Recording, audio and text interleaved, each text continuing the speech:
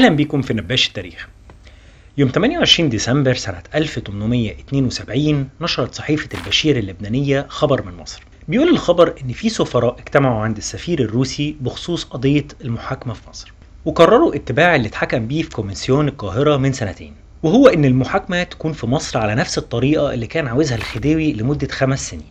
أما بخصوص المحاكمة الخاصة بالجنايات ما تمش الفصل فيها وفضلت معلقة لغاية ما تستتب الأمور بتاعة المحاكم، وإنه مش هيتم الترخيص لأي مأمور بيها في إن هم يوقعوا عقوبة على أي حد يسيء للموظفين فيها.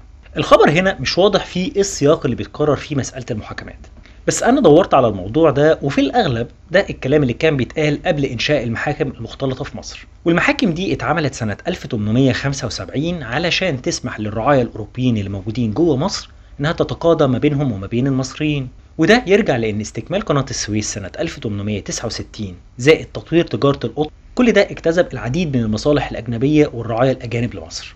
فكان لازم يتم وضع قوانين للمحاكمات بدل التدخل اللي كان بيحصل من القنصليات الغربية مع نظام المحاكم المصري. في الآخر لو عجبك المجهود دوس لايك وشير وقول لي رأيك تحت في كومنت.